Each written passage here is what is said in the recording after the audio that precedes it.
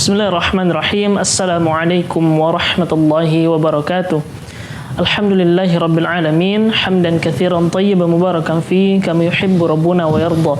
Asyhadu an la ilaha illallah wahdahu la syarika lah wa asyhadu anna Muhammadan abduhu wa rasuluh la nabiyya ba'da amma ba'du. Pemirsa Surah TV dan Radio D dimanapun berada, alhamdulillahi rabbil alamin. Pada malam hari ini insyaallah di tanggal 27 Rabiul Awal 1442 Hijriah bertepatan dengan tanggal 13 November 2020. Alhamdulillah Allah Subhanahu wa taala kembali mempertemukan kita pada kesempatan kali ini insyaallah dalam program Buya Menjawab. Tentunya pada program ini insyaallah kita bersama narasumber kita Ustaz Muhammad Al-Fisham LCMA hafizallahu taala insyaallah akan menjawab pertanyaan-pertanyaan yang masuk dari pemirsa Surah TV dimanapun berada. Tentunya di awal ini marilah kita sapa dulu Ustaz kita. Assalamualaikum Ustaz. Waalaikumsalam warahmatullahi wabarakatuh. Ahlan wa sahlan. Barakallahu fikum Ustaz. Hayyakumullah.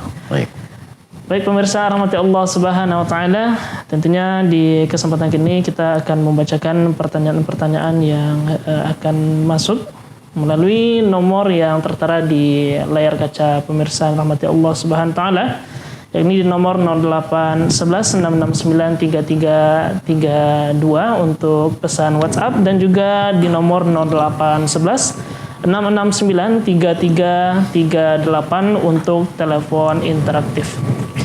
Baik pemirsa rahmati Allah Subhanahu wa taala, di awal ini kita akan membacakan pertanyaan melalui via aplikasi WhatsApp. Tentunya dari yang pertama adalah dari hamba Allah. Bismillah, Ustaz, adakah dibolehkan kita mengadakan salat gaib pengganti salat jenazah karena teman kerja ana barusan meninggal karena Covid dan diselenggarakan dengan protokol Covid? Kalaupun boleh, bolehkah diadakan setelah salat asar Ustaz? Syukran barakallahu fikum. Fadhal Ustaz. Bismillahirrahmanirrahim. Alhamdulillahirabbil alamin wassalatu wassalamu ala asyrafil anbiya'i wal mursalin wa ala alihi wa sahbihi ajmain. Amma ba'd. Salat jenazah terhadap mayat atau salat jenazah untuk mayat hukumnya adalah fardu kifayah. Apabila sudah ada yang melaksanakannya, maka gugurlah dosa kepada yang lain. Tapi kalau seandainya tidak ada satupun orang yang melakukannya, maka semuanya berdosa. Sehubungan dengan pertanyaan tadi, bolehkah untuk mengerjakan solat gaib? Terjadi perbedaan para ulama di dalam masalah bolehkah mengerjakan solat gaib atau tidak. Apakah disyariatkan solat gaib atau tidak? Pendapat yang pertama mengatakan bahwa solat gaib itu boleh. Ini adalah pendapat dari Syafi'iyah. Karena Nabi SAW mengerjakan solat gaib untuk Najasyi yang dikeluarkan oleh Imam Bukhari ketika Nabi SAW mendapatkan berita kematian dari An-Najasyi. Lalu Nabi mengajak para sahabat dan pergi pada satu daerah tempat atau di yang dinamakan tempat solat atau musala. Lalu beliau mengerjakan solat jenazah. Maka hal ini secara umum menunjukkan bahwa bolehnya mengerjakan solat gaib. Pendapat yang kedua mengatakan adalah dirinci. Solat gaib dilakukan apabila si mayat tidak pernah disolatkan oleh orang lain.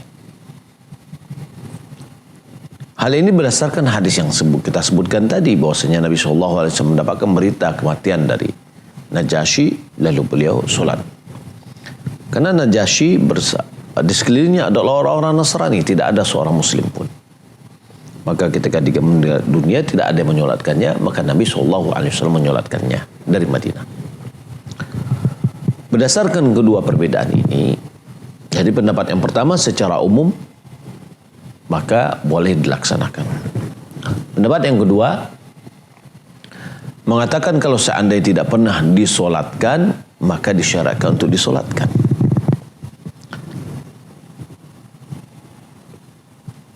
kalau seandainya sudah disolatkan, maka tidak perlu lagi disolatkan secara gaib. Karena para sahabat Rasulullah SAW banyak meninggal di luar kota Madinah. Tidak ada perintah dari Nabi SAW untuk mengerjakan solat gaib untuknya.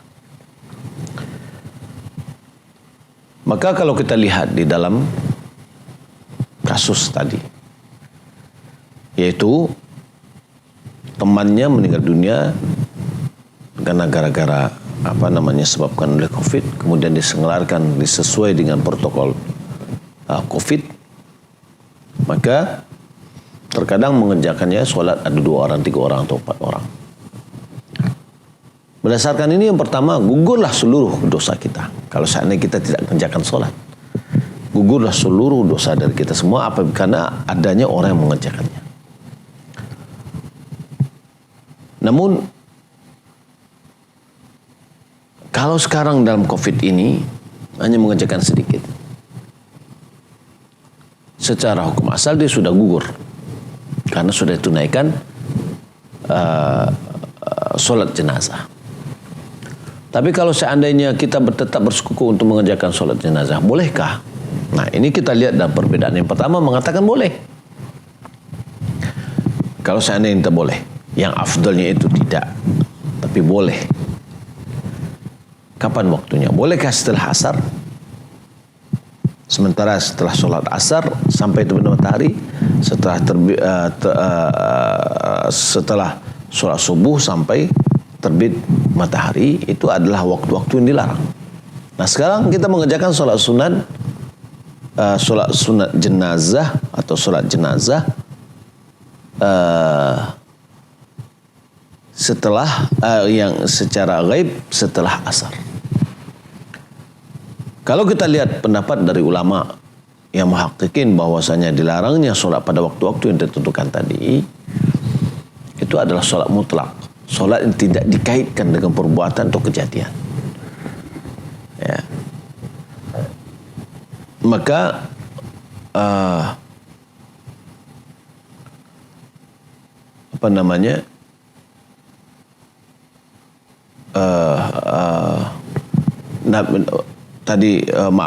untuk sholat sholat jenazah ya. Nah, Ustaz. Ya, sholat jenazah. Kalau seandainya dikerjakan setelah asar, kata ulama bahwa kalau seandainya berkaitan dengan penyebab, ada sebabnya, maka boleh mengerjakan sholat pada saat itu. Yang tidak boleh adalah mutlak.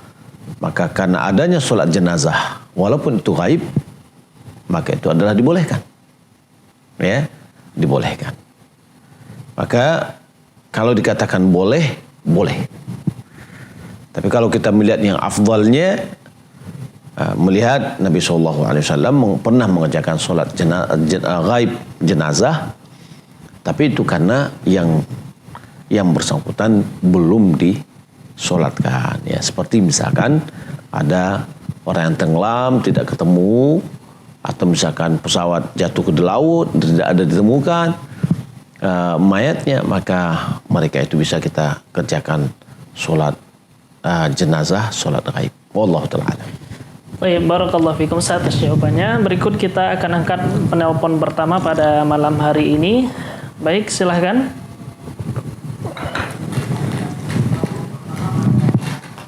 Baik, dengan siapa dan di mana? Dengan Ibu Mina dari Pasaman Barat, Pak. Baik, silahkan Ibu, pertanyaannya, Bu. Ini pertanyaannya. Assalamualaikum warahmatullahi wabarakatuh. Waalaikumsalam warahmatullahi wabarakatuh.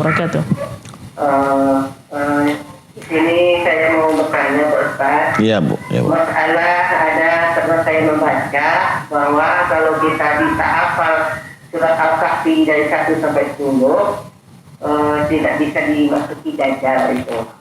Nah, dan saya di sini bertanya apakah hadisnya sahih atau dhaif, dan kapankah kira-kira dibaca ayat surat Al-Kahfi dari 1 sampai 10 ini diwujudkan? Iya.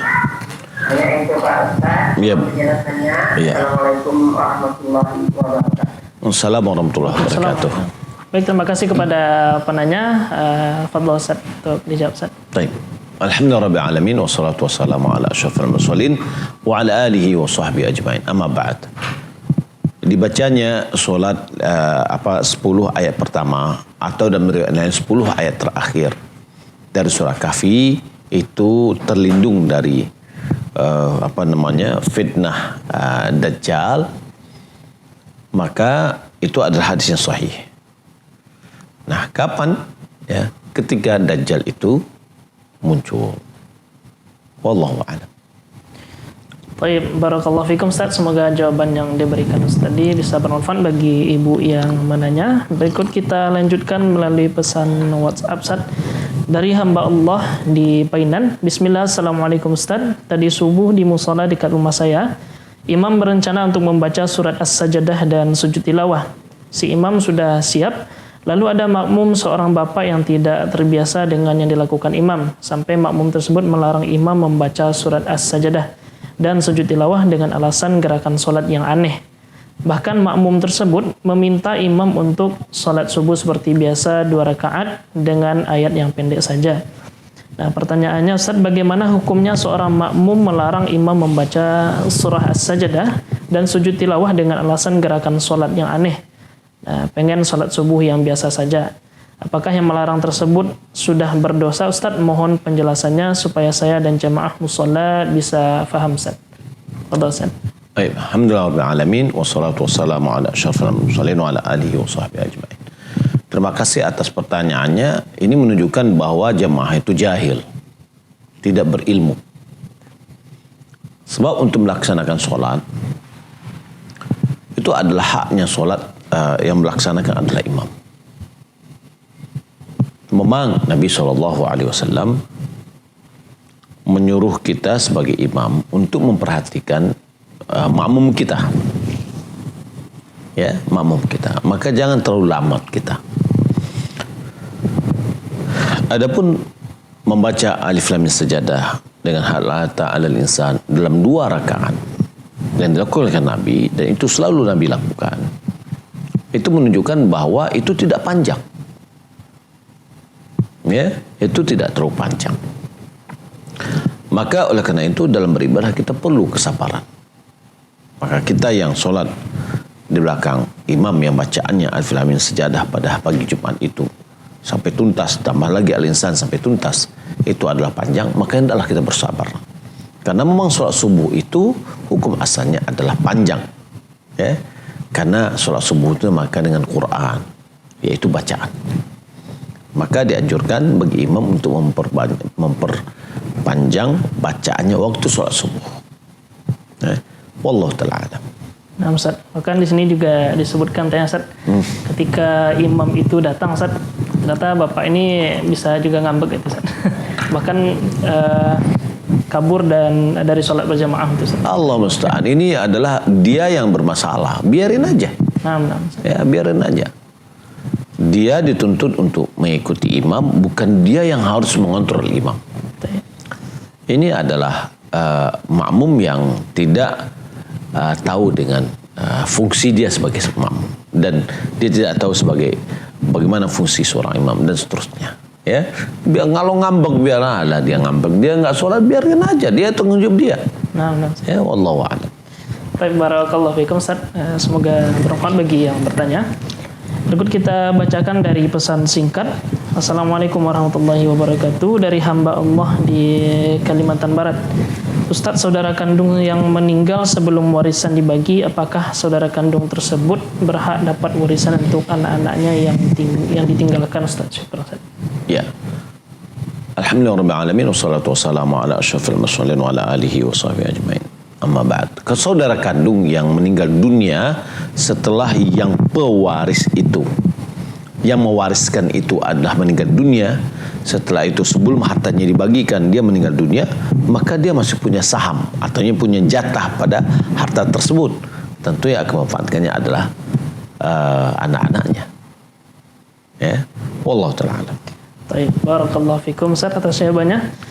Masih dari pesan singkat kita bacakan. Assalamualaikum Ustaz, saya petugas keamanan, bertugas 2 orang. Kami memiliki kontrak 8 jam kerja. namun diizinkan untuk makan pulang. Rekan-rekan sering menggunakan jam makan kadang-kadang 2 jam, kadang 1 jam lebih.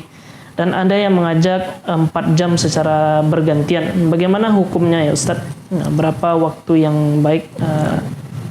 Mungkin terputus Ustaz. Iya. Berapa waktu yang baik untuk makan siang Ustaz? Iya. Pertama, secara undang-undang aturan kita ada diberikan waktu satu jam, mulai jam 12 sampai jam 1. Maka bagi kita mau puasa, mau makan satu jam, mau makan 30 menit, mau makan 5 menit, ya, maka itu adalah sesuai dengan kondisi kita. Ya, tidak ada aturan berapa jam untuk makan siang. Tapi kita lihat, ya, apa tadi ditanya ya? Nah, terkait dengan itu Ustaz, ya makan siang tadi. Iya, makan siang tadi Ustaz. Kadang-kadang makannya 2 jam, kadang-kadang 1 jam lebih itu Ustaz. Biasanya kadang-kadang 2 jam. Ini ngapain ini? Bukan makan ini. Kalau makan ini mungkin 1 talam atau satu apa yang banyak ya. Enggak, itu adalah kadang-kadang mencari tempatnya aja 1 jam. Ya. Makannya ini adalah buang-buang waktu, tanggung jawab, sementara kita kerja, imbalannya adalah gaji kita. Maka tidak boleh kita buang-buang waktu kita itu untuk untuk kemaslahatan pribadi, nggak boleh, ya. Tapi harus kemaslahatan kerja itu sendiri. Wallahu a'lam. Baik, barakallahu fikum. Semoga bermanfaat bagi yang bertanya. Masih kita lanjutkan pesan melalui WhatsApp. Bismillah, barakallahu fikum Ustaz, dari hamba Allah di Kendari. Pertanyaan, sahihkah hadis yang menyatakan perintah bercanda bermain bersama anak dan istri? Karena ada riwayat yang mengatakan Nabi bermain kuda-kudaan bersama cucunya Hasan dan Husain. Iya. Diulang pertanyaannya, sahihkah hadis yang mengatakan perintah bercanda bermain bersama anak dan istri? Perintah untuk bercanda, wallahu alam, saya tidak tahu. Akan tetapi itu ada suatu hal yang lumrah. Ya, bagaimana Nabi SAW bercanda dengan istri-istrinya, lalu dengan cucunya Hasan dan Husain, ya, malah dengan para sahabat juga Nabi SAW bercanda. Tapi candaan beliau itu hak, tidak pernah ada yang bohong. Berbeda dengan kita, kadang-kadang untuk supaya orang ketawa kita membuat kebohongan, dan terkadang itu dikaitkan dengan agama, khawatir dalam unsur pelecehan agama. Ya. Nah, kita dengan keluarga, istri, anak-anak, cucu dan seterusnya tidak ada masalah. Kita bercanda dan itu akan mempererat ikatan batin antar satu sama lainnya. Wallahu a'lam. Baik, barakallahu fikum Ustaz, jazakallahu khairan.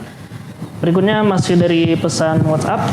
Assalamualaikum Ustaz, apakah dengan kita bersedekah di masjid untuk orang tua yang sudah meninggal lalu dibacakan Al-Fatihah bersama-sama Ustaz, apakah doa kita sampai kepada mereka Ustaz? Syukran.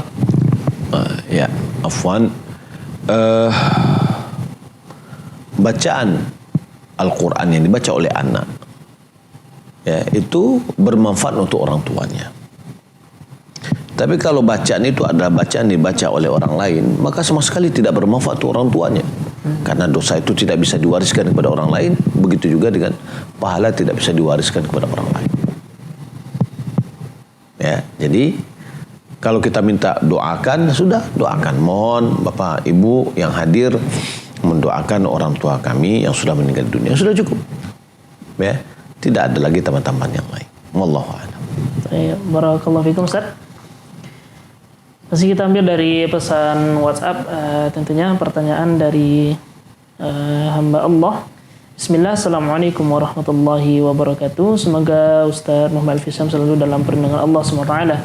Amin ya rabbal alamin. Pertanyaan saya, bagaimana hukumnya sholat wajib bagi kaum laki-laki untuk sholat di masjid di masa pandemi COVID-19? Berdosakah apabila mengambil rukhsah sholat wajib, ya sholat wajibnya di rumah dikarenakan takut terkena wabah, karena di daerah saya masih ada yang terkena wabah COVID-19 Ustaz. Nah, tertanda berarti di Tangerang. Terima kasih Ustaz. Iya, masih boleh kita diizinkan untuk sholat di rumah jika dikhawatirkan akan adanya virus di lingkungan-lingkungan yang ada. Maka Syekh Saleh Suhaimi dia masih mengatakan bahwa keringanan untuk mengerjakan sholat berjamaah pada masa-masa pandemi ini masih bisa dipakai. Tapi kalau ada yang mau ngambil yang azamnya, yaitu tekad yang kuatnya, lalu tetap dia datang ke masjid, itu lebih afdal. Wallahu a'lam. Baik, barakallahu fikum. Selanjutnya dari pesan singkat. Assalamualaikum Ustaz, dari hamba Allah di Solo. Ana lihat ada orang di masjid tahlilan bersama sambil angguk-angguk dan geleng-geleng kepala dan dengan suara keras Ustaz. Apakah itu ada tuntunannya Ustaz? Ya, pertama ditanyakan kepada orang yang berbuat, tanya kepada dia, maaf ini ada tuntunan atau tidak.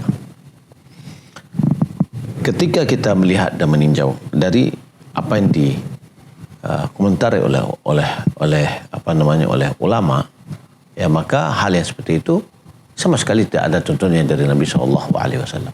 Ya, sama sekali tidak ada tuntunannya dari Nabi SAW. Kalau tidak ada tuntunannya, kita tinggalkan. Man amil amalan laysa alaihi amruna fahuwa raddun. Siapa yang mengamalkan satu amal yang tidak ada contohnya dari amalan dari atau dasar dari agama ini, maka amal itu tertolak. Wallahu a'lam. Baik, syukron jazakallah khairan Ustaz. Tentunya pemirsa Surah TV rahmatullah SWT, kita juga selalu mengajak sahabat muslim dan pemirsa Surah TV untuk memberikan pertanyaan melalui telepon interaktif di nomor 0811 669 338 dan juga 0811 669 3332. Baik, selanjutnya kita angkat dari penelpon. Silakan. Baik, dari siapa dan di mana Bapak atau Ibu? Assalamualaikum warahmatullahi wabarakatuh. Waalaikumsalam warahmatullahi wabarakatuh. Dengan siapa Ibu dan di mana Ibu? Ini dari hamba Allah dari Batam. Baik, silakan Ibu pertanyaannya Ibu.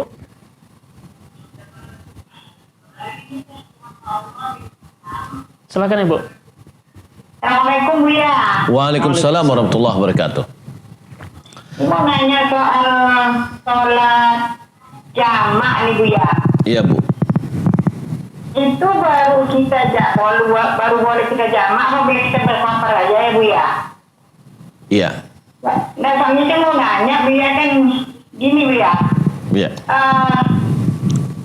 Saya kan ke rumah sakit jam 5 sore Bu ya. Iya. Kan belum ada maghrib. Tapi karena dokternya lama datangnya baru jam 7 Bu ya. Jadi kan udah sampai di rumah udah jam 8, udah sholat, ada waktu masuk waktu isya. Iya. Nah jadi yang saya tanyakan, apakah boleh saya jamak itu maghrib dan isya Bu ya, karena saya kan tidak bersafar itu. Iya. Nah itu yang pertama Bu ya. Yang kedua, kalau umpamanya boleh dijamak, apakah masih bisa kita sholat sunnah sesudah maghrib Bu ya? Kalau sudah isya ada jelas kira-kira jamak terakhir nih. Nah jadi kalau sholat sunnah sesudah maghrib, apakah bisa kita kerjakan itu Bu ya? Itu aja Bu ya. Oke. Baik, terima kasih Bu pertanyaannya Bu. Assalamualaikum warahmatullahi wabarakatuh. Waalaikumsalam warahmatullahi wabarakatuh. Yang perlu kita pahami dulu adalah antara jamak dengan qasar. Qasar itu adalah 4 rakaat dijadikan 2. Dan ini yang boleh melakukannya adalah orang yang musafir. Ya. Adapun jamak itu boleh jadi menjamak itu menggabungkan 2 waktu solat menjadi 1 waktu. Apakah kita tarik ke belakang itu namanya jamak takhir, apakah kita tarik ke depan itu namanya jamak takdim. Sehubungan dengan pertanyaan tadi bahwasanya kita tidak safar, akan tapi bla bla bla yang tadi disebabkan oleh yang lain, sehingga menyebabkan kita tertinggal untuk mengerjakan sholat maghrib pada waktunya. Maka dalam hal ini Ibnu Abbas pernah mengatakan bahwasanya Nabi SAW menjamak solat di Masjid Nabawi tanpa ada hujan, tanpa ada peperangan, tanpa ada hujan, tanpa ada peperangan. Nah, jadi ketika ditanya kenapa alla yakuna li ummatil haraj, supaya tidak ada rasa beban dari dalam umat ini.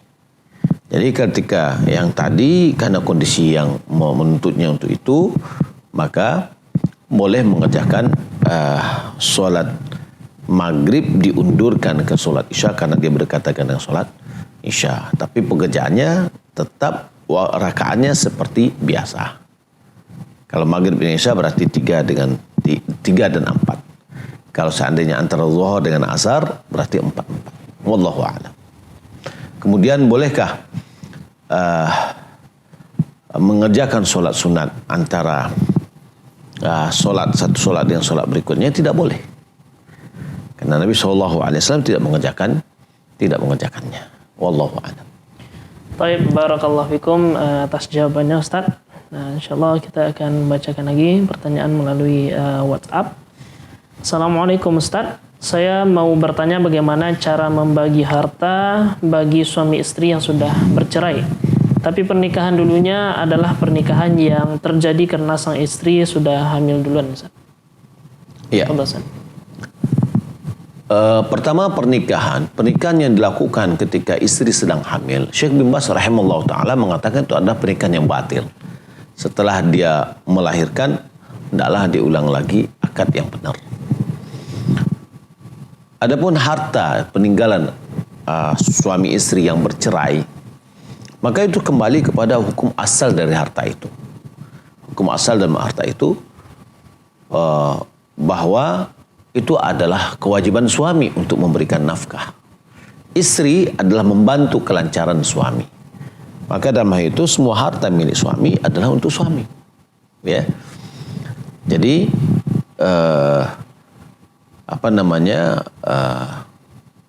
kalau seandainya yang perempuan tidak punya harta, dia tidak punya yang akan dibagi atau yang diambil. Ya, wallahu a'lam. Baik, barakallahu fikum atas jawabannya Bu ya. Baik pemirsa Salat TV rahmati Allah Subhanahu wa taala, tentunya sebelum kita lanjutkan pertanyaan-pertanyaan yang masuk pada kesempatan kali ini, tentunya kita akan putarkan terlebih dahulu jeda-jeda yang semoga bermanfaat bagi pemirsa Salat TV dimanapun berada. Barakallahu fikum.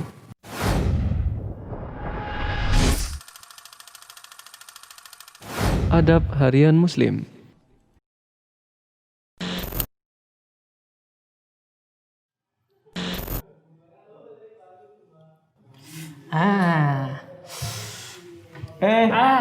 Apa bang? Allah baca bismillah. Alele. Baca bismillah.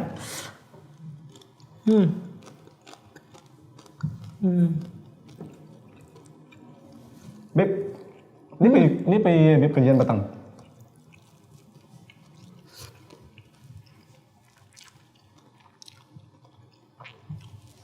Tidak boleh mengecek biar makan tuh deh bang. Awak kalau makan tuh entuk lu masuk nasi lo muli, kalau habis boleh ngecek bang. Jadi senangnya Beb, nggak ada larangannya ngecek sambil makan tuh dong. Bahkan Beb, kalau misalkan mengecek sambil makan tuh bisa mencairkan suasana, itu dianjurkan tuh. Iya benar. Iya, ada hadisnya tuh. Tuh dia nggak payah mengganggu aku deh kok. Baru kepayah Beb. Lah kosong muli itu dah gue leh. Nanti nggak bakal ngecek ya? Nggak apa Beb. Dari Jabir bin Abdullah radhiyallahu anhu, ia berkata, Nabi SAW meminta udum, yaitu makanan pendamping makanan pokok, kepada istrinya. Maka para istrinya menjawab, kita tidak punya apa-apa selain cuka. Maka Nabi pun meminta dibawakan cuka tersebut dan makan dengan cuka itu. Kemudian beliau bersabda, udum yang paling nikmat adalah cuka. Udum yang paling nikmat adalah cuka. Hadis riwayat Muslim nomor 2052. Al-Imam An-Nawawi mengatakan, dalam hadis ini, yaitu hadis Jabir, terdapat anjuran untuk mengobrol ketika makan untuk menyenangkan orang-orang yang makan bersama. Syekh Al-Albani rahimahullah mengatakan, berbicara ketika makan, hukumnya seperti berbicara di luar makan. Jika pembicaranya baik, maka baik. Jika pembicaranya buruk, maka buruk. Bismillahirrahmanirrahim. Alhamdulillahirrahmanirrahim. Wassalatu wassalamu ala rasulillah ma ba'du. Pemirsa Surat TV yang rahmati Allah subhanahu wa ta'ala. Pada kesempatan kali ini kita akan lanjutkan pertanyaan-pertanyaan yang masuk. Tentunya masih bersama Buya kita, Buya Muhammad Al-Fisham Al-CMA Hafizallah ta'ala. Baik, pada kesempatan kali ini kita akan angkat melalui penelpon. Baik, silakan. Baik, dengan siapa dan di mana? Waalaikumsalam warahmatullahi wabarakatuh. Sama Ibu Asmiyah di Riau. Baik Bu, silahkan pertanyaannya Ibu. Assalamualaikum Ustaz. Waalaikumsalam warahmatullahi wabarakatuh. Ini masalah berwarisan Ustaz. Ini ada seorang orang laki ini, dia tidak punya anak. Jadi dia punya anak ini di usaha kebun. Dia usaha kebun, jadi hasilnya tuh nanti dapat hasil dia bagi dua sama suami. Bagi dua sama suami tadi kayak katanya punya suami punya istri. Jadi punya suami tadi untuk dimakan, punya istri tadi dikembangkan, dia beli kebun lagi Ustaz. Jadi beli kebun di kebun tadi sudah banyak dapat, suaminya meninggal, kata dia kebun dia punya suami punya dia, kata dia sudah istri punya istri, dia punya suami. Jadi macam mana hukumnya kalau di hukum Islam mana tuh hukum jadi Ustaz? Dia masih satu rumah sama suami itu. Mungkin satu rumah suami. Tapi kalau gitu tuh macam mana hukum di Islam tuh Ustaz? Baik, cukup pertanyaannya Bu. Ya gitu Ustaz ya. Terima kasih banyak. Assalamualaikum warahmatullahi wabarakatuh. Baik, waalaikumsalam warahmatullahi wabarakatuh. Jadi pertanyaan begini Ustaz. Jadi seorang suami istri itu memiliki usaha berkebun Ustaz. Ya. Kemudian dia hasilnya itu bagi hasil. Yang punya suami dijadikan untuk makan dan juga yang untuk istri dibagikan begitu Ustaz. Setelah suaminya ini meninggal, katanya yang punya kebun ini adalah istrinya Ustaz. Bagaimana hukumnya Ya. gitu Ustaz? Jadi sesuai yang diinformasikan tadi bahwa mereka berkebun, hasil suami itu dimakan, hasil yang punya istri, yang jatah istri dikembangkan. Iya, dibagikan untuk kebun. Ya, kalau yang seperti itu berarti yang pertama, kalau itu adalah kedua-duanya adalah modal berdua. Istri masukkan modalnya, suami masukkan modalnya, sehingga terbentuklah kebun dari dua harta tersebut. Lalu dibagilah sesuai dengan persentase modal tadi. Istri dia pegang untuk pengembangan kebun, yang suami punya suami untuk menafkahi istri. Nah, kalau seandainya suami meninggal dunia, itu tidak semuanya yang akan diambil oleh istri. Yang akan diambil oleh istri adalah pengembangan dari hartanya. Hukum asal kan ada dasar, harta dasar yang menjadi modal utamanya atau modal pokoknya di kebun sawit ya. Kebun sawit itu. Nah, pasti di situ ada musyarakah. Taruhlah misalkan 50-50, 50% punya suami, 50% punya istri. Nah, harta yang 50% punya suami ini itu wajib diberikan kepada ahli warisnya. Kalau dia tidak punya anak, maka yang menjadi ahli warisnya pada saat itu adalah istrinya yang masih hidup dan saudara-saudaranya yang lain. Gak boleh diraut oleh istri semuanya. Pasti ada jatahnya suami. Nah, jatah suami, karena dia tidak punya anak, istri mendapat cuma seperempat, 3/4-nya yang lainnya diberikan kepada ahli waris yang lain. Ya, wallahu a'lam. Baik, barakallahu fikum atas jawabannya. Semoga bisa menjawab pertanyaan yang Ibu tanyakan tadi. Baik, selanjutnya kita masih bertanya melalui pesan WhatsApp. Hamba Allah di Bukit Tinggi. Assalamualaikum Ustaz, bagaimana cara mendakwahkan sunnah kepada orang yang lebih tua dari kita Ustaz? Syukran Ustaz. Iya, barakallahu fikum. Cara berdakwah sunnah kepada orang yang lebih tua dari kita contohkan. Kita laksanakan, kita lakukan sunnah-sunnah itu dengan cara tetap kita beramah tamah, ya, wajah yang ramah dengan lingkungan, ramah dengan apalagi dengan orang tua kita. Akhlak kita tingkatkan, ya, dan mudah-mudahan ya dengan dia melihat perubahan akhlak kita, maka dia akan melihat ini lebih baik anak saya. Dari situ dia akan terbuka hatinya. Jadi dakwah kepada orang keluarga kita, khususnya adalah orang tua kita yang belum tahu dengan sunnah, betul-betul kita berupaya dengan sebaik-baik mungkin di dalam berdakwah. Ud'u ila sabili rabbika bil hikmati wal mau'izatil hasanah wajadilhum billati hiya hasan. Wallahu a'lam. Baik, barakallahu fikum Ustaz, jazakallahu khairan atas jawaban yang diberikan. Selanjutnya masih dari pesan WhatsApp, kita akan bacakan pertanyaan selanjutnya. Assalamualaikum Ustaz, afwan izin nanya Ustaz, utamanya salat tahajud itu berapa rakaat sama witirnya Ustaz? Salat tahajud itu adalah 11 rakaat bersama witir. Itu yang biasa lakukan oleh Nabi SAW. Tapi perlu diingat bahwa amalan yang paling disukai Rasulullah SAW adalah yang continue walaupun dia sedikit. Maka kerjakanlah solat malam yang semampu kita, ya, 2 rakaat minimal. Ya, kalau witirnya 1 rakaat minimal. Jadi bisa kita lakukan semampu kita dan itu akan menjamin kesenambungan. Dan itu adalah amalan yang paling dicintai oleh Allah. Ya, Allah Ta'ala.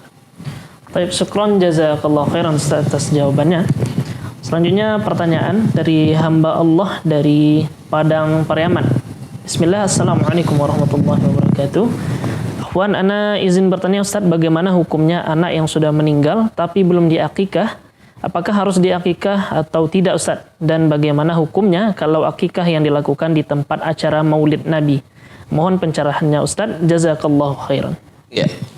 Anak yang sudah meninggal dunia dan dia belum diakikahkan, kemudian dia mengakikahkan, boleh hukum asal. Hukum asal boleh diakikahkan, ya. Karena dari dampak dari akikah itu bahwa syafaat anak untuk orang tuanya tidak digantung oleh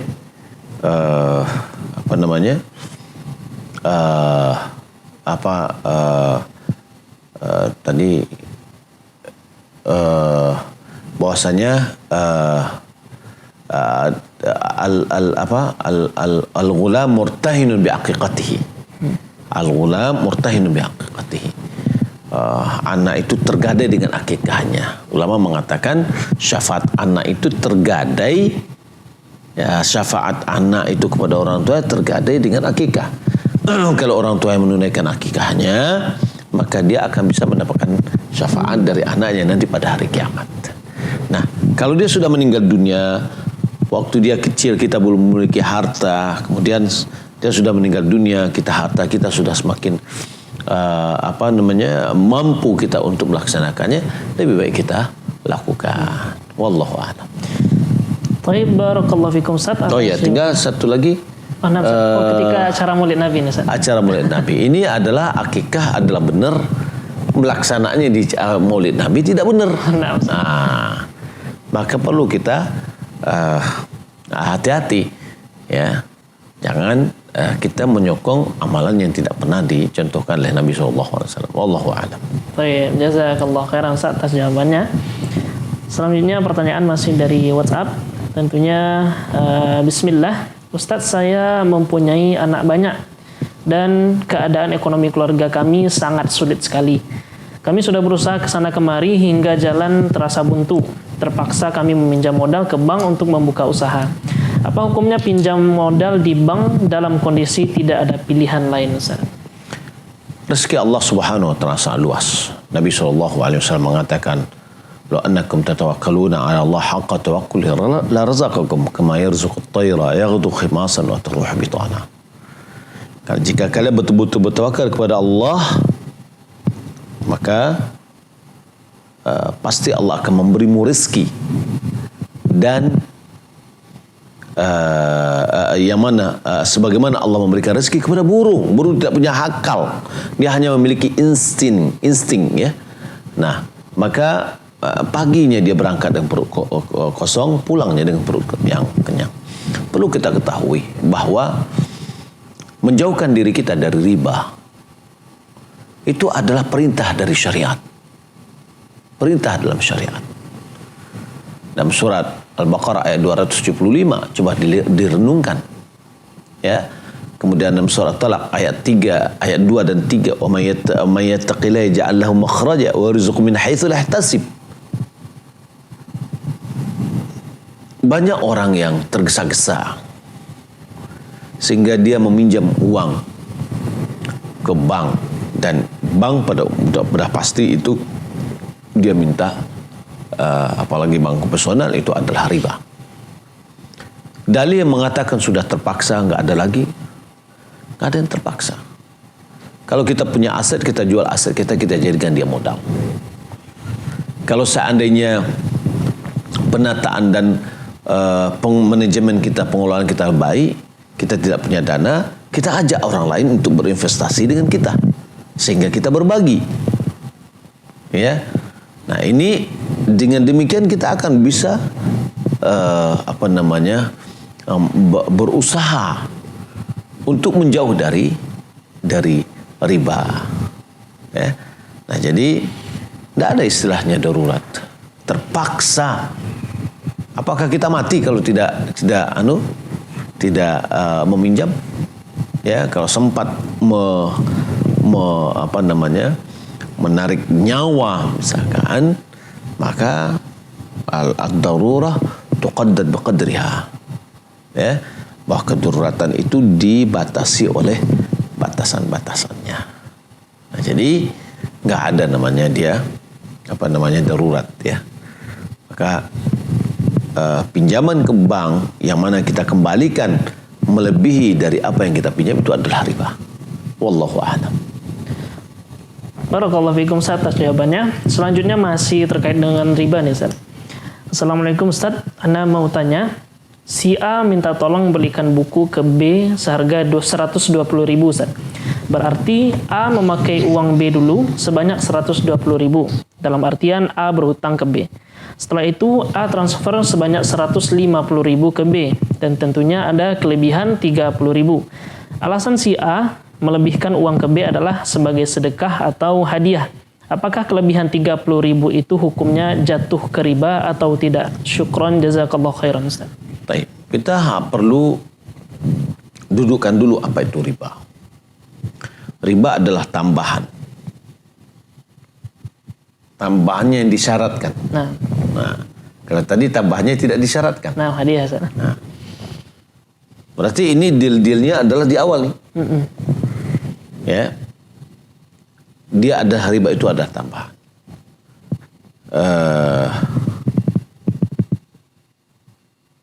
Yang disyaratkan, yang diambil oleh orang yang menghutangkan dari orang yang berhutang. Ya, sebagai kompensasi dari waktu. Itu ya riba. Jadi riba itu ada penambahan. Ya, besar atau kecilnya itu tetap adalah riba. Maka oleh karena itu tinggalkan riba ini. Ya. Tapi kalau ada pemberian setelah kita pinjamkan kepada dia, tidak ada iming-iming sebelumnya, waktu dia memberikan, ini Pak, ini ini adalah harta yang saya pinjam dulu. Nah, karena saya merasa terlapangkan, ini hadiah dari kami sedikit. Itu namanya hasanul qada. Yakni pelunasan yang baik. Wallahu a'lam. Baik, barakallahu fikum Ustaz atas jawaban yang diberikan. Semoga bermanfaat bagi yang bertanya tentunya. Selanjutnya masih dalam pesan WhatsApp. Bismillah, Assalamualaikum Ustaz. Di tempat saya tentang orang yang meninggal ada kajian 3 hari, 7 hari, 14 hari dan 30 hari sampai 100 hari Ustaz. Bagaimana hukum dan tuntunannya Ustaz? Barakallahu fikum. Seperti ini tidak ada. Tidak ada menetapkan ya hari-hari tertentu yang seperti tadi. Ya. Ahlussunnah wal Jamaah tidak mengenal itu karena tidak diajarkan oleh Nabi SAW. Ya, wallahu a'lam. Baik, barakallahu fikum Ustaz. Selanjutnya dari hamba Allah. Assalamualaikum warahmatullahi wabarakatuh. Dari hamba Allah di Tanjung Pinang, Kepulauan Riau. Sakit lama sembuh Ustaz. Apakah ada doa khusus untuk menyembuhkan penyakit? Terima kasih Ustaz. Penyakit khusus wallahu a'lam. Tapi selalu kita berdoa kepada Allah dan bersabar. Ya. Pasti ada kebaikan setiap apa yang tidak kita sukai. Asa an takrahu syai'an wa huwa khairul lakum wa asa an tuhibbu syai'an wa huwa syarrul lakum. Boleh jadi sesuatu yang kamu benci itu adalah baik bagimu, dan boleh jadi sesuatu yang yang kamu kesukai itu akan menjadi buruk bagimu. Ya, nah, jadi hal ini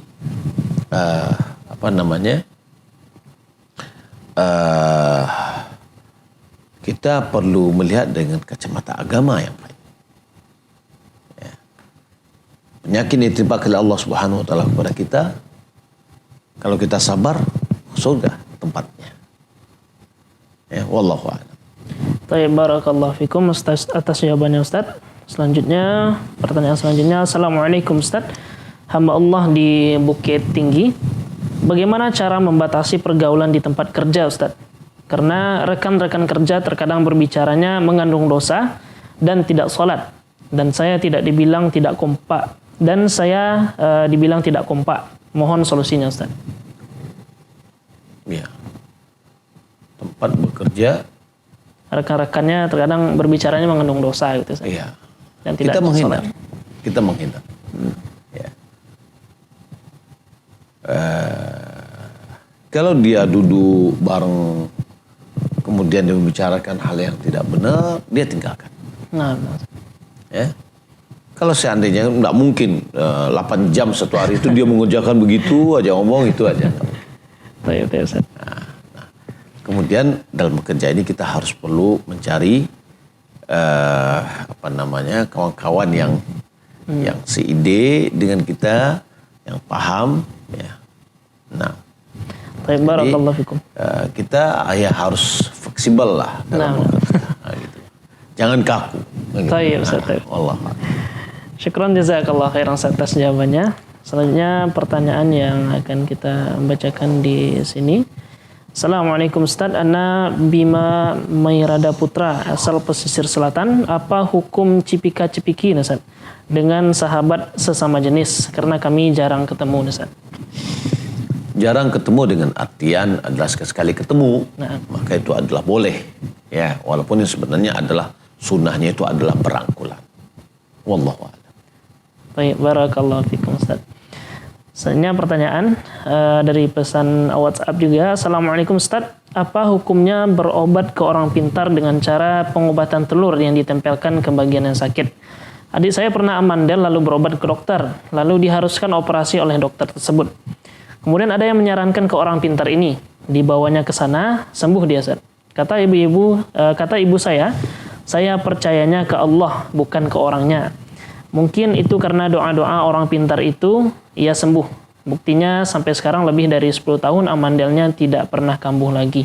Sekarang kemenakan saya yang sakit mandel, kemudian disarankan ibu saya ke tempat orang itu. Bagaimana hukumnya Ustadz? Apakah benar berkat perantara orang itu penyakitnya bisa sembuh?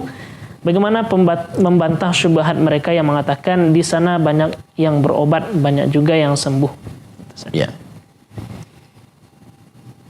Nabi mengatakan, man ata'arrafan au kahinan fasa'alahu. Siapa yang datang orang pintar atau orang paranormal, ya, lalu bertanya kepadanya, lam tuqbal salatu 40 yawman. Tidak diterima salat 40 hari 40 malam. Nah, maka walaupun kita tidak yakin, tapi kita tanya. Ya, berobat pasti kita bertanya, kita memohon. Ya. Nah, jadi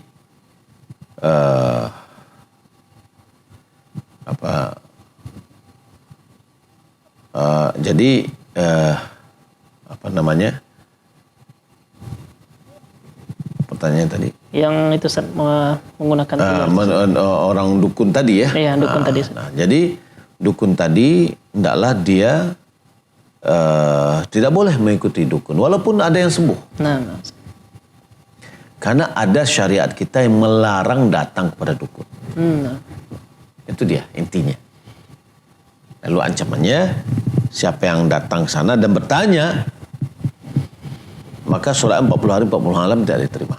Nah, Kalau dia benarkan perkataannya, maka sungguh dia telah mengingkari apa yang diturunkan kepada Nabi Muhammad.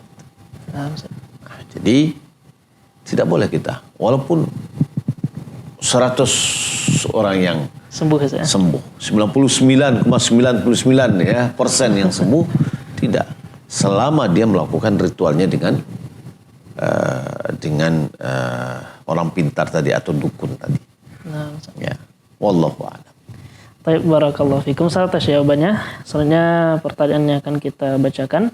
Ustaz, apakah benar tulisan ini tentang sunnah mandi hujan dan minum air hujan untuk mendapatkan keturunan? Tulisannya begini Ustaz. Allah berfirman, maka aku katakan kepada mereka, mohonkanlah ampun kepada Tuhanmu, sesungguhnya Dia adalah Maha Pengampun, niscaya Dia akan mengirimkan hujan kepadamu dengan lebat dan membanyakkan harta dan anak-anakmu, dan mengadakan untukmu kebun-kebun, dan mengadakan pula di dalamnya untukmu sungai-sungai. Quran Surah Nuh ayat 10 sampai 12. Ayat di atas menjelaskan bahwa Anda dianjurkan agar banyak beristighfar dan mengambil manfaat dari hujan, yakni dengan cara mandi hujan dan minum air hujan. Mengapa demikian? Pasalnya manusia adalah makhluk organik yang tercipta dari tanah, dan tanah akan subur dengan air hujan. Dianjurkan pula kepada kaum muslimin yang sulit memiliki keturunan untuk mandi hujan dan minum air hujan. Selain itu, alangkah baiknya saat hujan Anda memperbanyak doa, termasuk berdoa meminta keturunan, karena disitulah waktu yang mustajab. Rasulullah bersabda, carilah doa yang mustajab pada 3 keadaan: bertemunya 2 pasukan, menjelang salat dilaksanakan, dan saat hujan turun. Dikeluarkan oleh Imam Syafi'i dalam Al-Dan Al-Baihaqi dalam Ma'rifah Al-Makhwul secara mursal. Bagaimana tulisan ini Ustaz? Ya, ada di antara ulama mengatakan begitu. Bahwasanya hujan itu adalah dari langit, ya. Nah. Dan Allah Subhanahu wa taala jadikan hujan itu adalah sesuatu yang bisa mensucikan. Kaitan dengan bahwa sebenarnya yang paling banyak itu ada di beristighfar. Nah, kalau kita bawa kepada pengkiasan, bahwasanya di dalam Al-Quran disebutkan bahwasanya Allah mengiring awan, kemudian awan itu menjadi berat, kemudian menimpakan menimpa padang pasir yang tandus. Setelah kena air itu dia tumbuh, ihtazzat warabat, ya, dia bergetar, kemudian dia tumbuh. Mungkin boleh jadi ini bisa mengisyaratkan bahwa ketika seorang tidak punya keturunan, boleh jadi apakah kualitas dari spermanya atau kualitas dari indung telurnya, ya, yang kurang, maka dengan mandi, ya, mudah-mudahan dia ihtazzat warabat tadi, dia bergetar, dia hidup, dia ketika ditimpakan oleh air hujan. Ya, wallahu alam. Di antara ulama ada yang mengatakan demikian. Ya, kalau mau mandi hujan, ya, hati-hati, jangan sampai jatuh. Baik, Ustaz. Barakallahu fikum. Dan juga hujan ini ketika awal diturunkan itu keberkahannya ada ya Ustaz? Keberkahannya, Nabi SAW sunnahnya ketika turun hujan, yang pertama turun hujan kita membacakan Allahumma shayban nafi'ah. Lalu Nabi SAW membuka pecinya, kemudian dia menyincingkan tangannya, dia mengatakan hadza haditsu ahdin bi rabbi. Ini adalah masa dia dengan dari Rabbku sangat barusan. Karena dia turun dari langit, kayak gitu ya. Wallahu a'lam. Baik, barakallahu fikum Ustaz atas jawabannya. Masyaallah, lengkap insyaallah. Kemudian selanjutnya pesan WhatsApp akan kita bacakan. Bismillah, ana hamba Allah dari 50 kota Ustaz. Apakah ada dalilnya dalam kita bermunajat kepada Allah kapan harus mengangkat tangan dan kapan tidak mengangkat tangan Ustaz? Jazakallah khairan katsiran. Syukran Ustaz. Ya, Syekh Zaid Abu Bakar. Syekh Zaid Abu Bakar. Beliau mengatakan bahwa posisi dalam mengangkat tangan itu memang ada posisi yang kita mengangkat tangan, ada yang tidak mengangkat tangan. Ya, seperti setelah sholat fardu, setelah kita berzikir, tidak ada satupun riwayat yang menjelaskan bahwasanya Nabi mengangkat kedua tangannya. Sementara riwayat yang lain yang menjelaskan akan aktivitas Nabi itu ada. Nah, sementara hadis yang lain mengatakan bahwa kita mengangkat tangan ya akan dikabulkan doanya. Maka lain dari waktu-waktu tertentu atau tempat-tempat tertentu tadi, maka hukum asalnya doa itu adalah mengangkat tangan. Karena mengangkat tangan adalah adab-adab di dalam berdoa. Hanya saja tidak disyaratkan untuk menyapu wajah setelah berdoa karena hadisnya adalah lemah. Wallahu a'lam. Baik, barakallahu fikum Ustaz atas jawabannya. Selanjutnya masih dari hamba Allah di Kabupaten 50 Kota Ustaz. Assalamualaikum warahmatullahi wabarakatuh. Ustaz Afwan, Ustaz saya izin bertanya. Apakah benar Ustaz imam ketika mengucapkan amin setelah membaca Al-Fatihah harus serentak dengan makmumnya Ustaz? Saya langsung mendengar dari Ustadznya katanya jikalau mengucapkan amin setelah membaca Al-Fatihah harus serentak dengan makmum dan tidak boleh cepat membacanya sebelum makmum selesai membacanya atau tidak boleh tergesa-gesa membacanya dan mendahului makmum. Ini bagaimana penjelasannya Ustadz?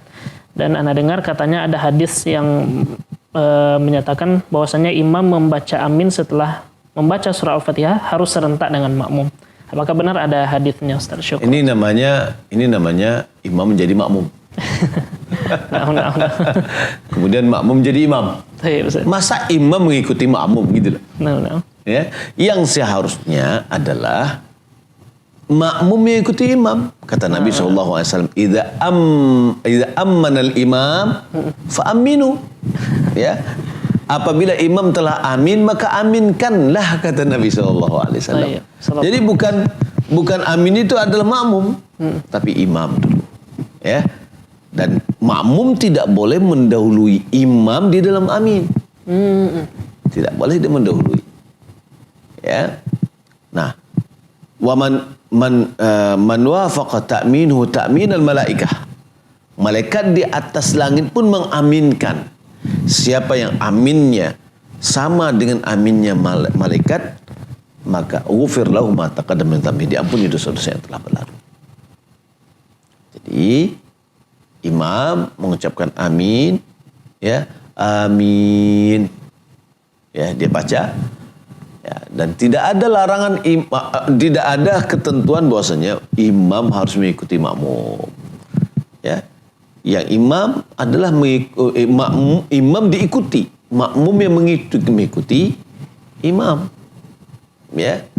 Nah, jadi kalau imam pendek, ya terserah, tidak ada masalah.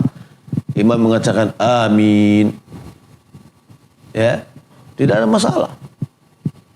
Nah, jadi yang harus mengikuti imam itu adalah makmum. Namanya aja makmum adalah orang yang diimamin. Berarti dia harus mengikuti. Ya, wallahu a'lam. Baik, barakallahu fikum Ustaz atas jawabannya. Baik, selanjutnya dari pesan masih dari WhatsApp. Assalamualaikum, bismillah. Ana sering ragu Ustaz untuk sholat berjarak di masjid Ustaz karena perintahnya merapatkan saf. Tapi ini diharamkan Ustaz. Syukron Ustaz. Bagaimana penjelasannya Ustaz? Ya. Dalam masa pandemi ini, dinamakan dengan masa darurat. Karena bahaya virus. Kita lihat aja di Masjid Nabawi, Masjid Madinah, dan Masjidil Haram. Sangat ketat sekali protokol kesehatannya. Protokol COVID-19-nya sangat-sangat ketat. Jaraknya 1 meter. Lalu apakah ulama di sana tidak akan paham? Kita yang hanya paham saja. Nah, ini perlu kita koreksi itu loh. Ya. Kalau secara individu kita mengatakan tetap seperti itu, ya sudah. Ya, tidak boleh kita mempengaruhi yang lain. Ya, karena logikanya kalau kalau dilihat kepada usulnya bahwasanya kajian fikihnya bahwasanya ada tentang merapatkan saf. Ada di antara ulama mengatakan itu adalah sunnah. Ada yang mengatakan aja adalah wajib. Ya. Nah, kalau yang wajib berarti kalau tidak lakukan dia berdosa. Ya. Nah, kecuali dalam kondisi darurat. Nah, darurat inilah yang menyebabkan ya dia lebih diringankan. Wallahu a'lam. Barakallahu fikum atas jawabannya. Misalnya dari hamba Allah di Bukit Tinggi. Assalamualaikum Ustaz. Saya mau bertanya tentang permainan anak-anak seperti boneka atau menyerupai makhluk hidup. Apa hukumnya Ustaz? Barakallahu fikum. Main-main anak yang berupa makhluk hidup. Subhanallah, zaman ini semakin berkembang, semakin banyak godaannya ya. Malahan ada yang bonekanya 1:1. Ya. Nah, jadi kalau kita lihat ada di antara orang yang mengusulkan bahwa kalau seandainya dia dalam berbentuk, hilangkan mata dan hidungnya, polos saja wajahnya, maka itu lebih selamat. Wallahu a'lam. Baik, barakallahu fikum atas jawaban yang diberikan. Pemirsa Surah TV yang dirahmati Allah Subhanahu wa taala, afwan sebelumnya karena waktu yang membatasi kita pada kesempatan kali ini. Qadarullah, semua pertanyaan yang masuk tidak semuanya yang bisa terjawab. Semoga Allah Subhanahu wa taala memudahkan kita untuk bisa menjawab pertanyaan-pertanyaan yang masuk lagi di program-program selanjutnya, terkhusus program Buya Menjawab. Baik pemirsa Surah TV rahmati Allah Subhanahu wa taala, pada kesempatan kali ini jazakumullah khairan wa barakallahu fikum atas yang telah berinteraksi dengan kita pada kesempatan kali ini, dan juga kita ucapkan terima kasih jazakallah khairan wa barakallahu fikum kepada Ustaz yang telah menyempatkan hadir di sini Ustaz untuk menjawab pertanyaan yang masuk. Semoga Allah SWT memberikan kita pahala atas perbuatan yang kita lakukan pada malam hari ini, dan semoga bermanfaat jawaban yang diberikan kepada kaum muslimin dimanapun berada. Dan pada kesempatan kali ini kita juga mengucapkan terima kasih jazakumullah khairan wa barakallahu fikum kepada petugas atau kru yang bertugas pada malam hari ini. Baik, di akhir ini marilah kita membacakan doa kafaratul majlis. Subhanakallahumma bihamdika asyhadu an la ilaha illa anta astaghfiruka wa atubu ilaik. Selamat beraktivitas, selamat beribadah. Wassalamualaikum warahmatullahi wabarakatuh.